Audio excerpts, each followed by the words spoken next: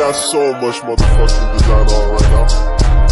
Bring it down, bring it down, make it clap. I got 3 old guys on the block, bitches on my line, and you know. Halo teman-teman, perkenalkan nama saya Tri Agustina. Saya berasal dari Prodi Manajemen Fakultas Ekonomi dan Bisnis Universitas Tanjung Pura. Saya berada di kelas B. Di sini saya akan menjelaskan bagaimana sistematika suatu tabel akuntansi ini dapat terjadi. Selamat menyaksikan. Baik teman-teman, pada soal itu dijelaskan bahwa Ahmad menyetorkan uang kas ke dalam perusahaan sebesar 5.000 untuk modal awal. Jadi pada tabel, pada kolom kas dan juga ekuitas atau modal itu bertambah sebesar Rp5.000.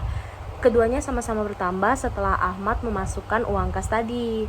Jadi keduanya ini akan seimbang. Jadi antara pasifa dan juga aktiva masih seimbang. Yang kedua dijelaskan pada soal bahwa tanggal 3 September dibayar sewa kantor untuk bulan September sebesar Rp500.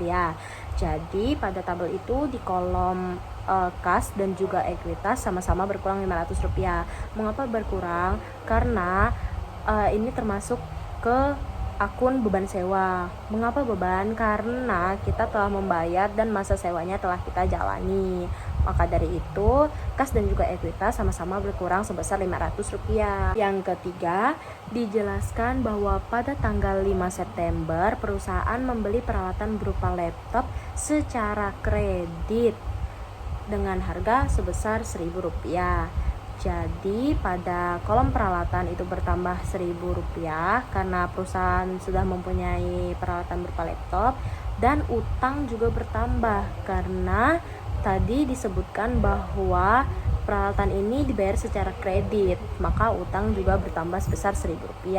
Yang keempat, dijelaskan pada soal bahwa pada tanggal 9 September telah dibayarkan beban jasa desain kepada CV Multimedia dengan harga sebesar Rp700. Maka pada kolom kas dan ekuitas sama-sama berkurang sebesar Rp700 karena telah dibayarkan beban jasa. Yang kelima, dijelaskan bahwa pada tanggal 12 September telah diterima pembayaran atas jasa konsultasi oleh Andi sebesar Rp6.000. Maka pendapatan itu bertambah menjadi Rp6.000. Oleh karena itu, kolom kas dan juga kolom ekuitas sama-sama bertambah Rp6.000. Yang keenam, dijelaskan bahwa pada tanggal 13 September Ahmad ini mengambil uang untuk liburan bersama keluarga sebesar Rp3.000. Jadi ini lebih untuk kebutuhan priv ya. Maka dari itu, kas dan juga ekuitas perusahaan berkurang sebesar Rp3.000. Pada nomor 7 dijelaskan pada tanggal 15 September itu Ahmad memberikan materi konsultasi kepada CV Pertanika. Namun CV Pertanika ini belum membayar. Nah, harga konsultasi ini sebesar Rp8.000. Jadi pada kolom piutang usaha ini bertambah sebesar Rp8.000 karena CV Pertanika tadi belum membayar materi konsultasinya kepada Ahmad kan. Jadi bertambahlah piutang usaha ini sebesar Rp8.000.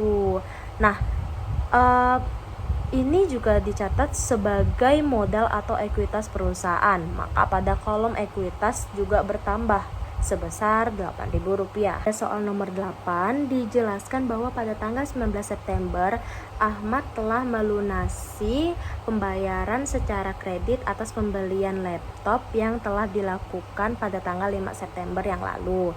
Jadi kas ini berkurang sebanyak 1.000, modalnya juga berkurang sebanyak 1.000 karena telah dilunasi.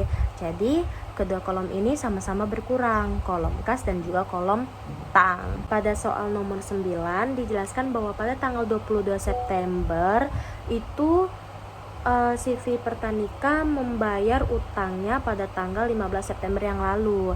Jadi piutang usaha perusahaan ini berkurang sebanyak 8.000 dan kasnya masuk sebanyak 8.000 juga. Pada soal nomor 10 dijelaskan bahwa Pada tanggal 29 September, Ahmad telah membayarkan beban internet sebesar Rp1.500.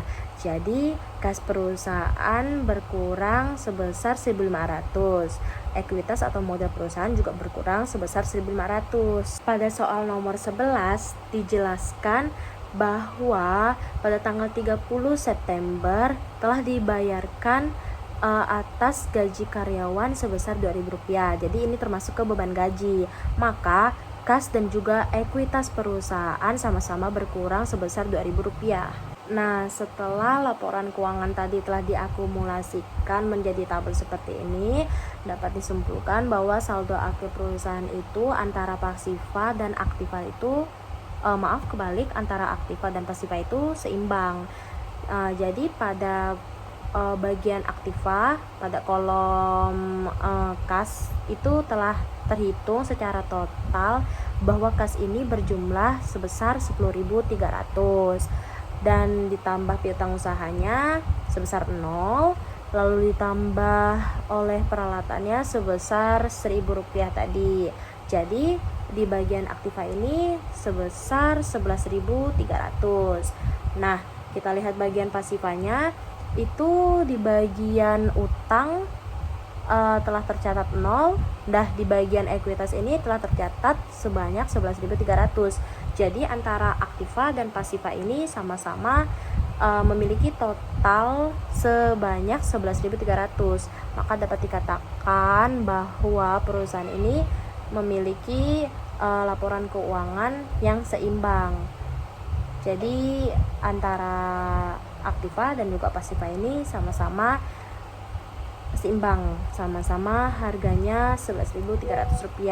Tidak ada ketimpangan antara satu sama lain. Sekian penyampaian atau penjelasan tugas pengantar akuntansi ini dari saya. Saya mohon maaf apabila terdapat kesalahan kata dalam penyampaian materi atau penyampaian atas penjelasan tugas ini. Akhir kata, saya ucapkan terima kasih atas perhatiannya. Sampai jumpa.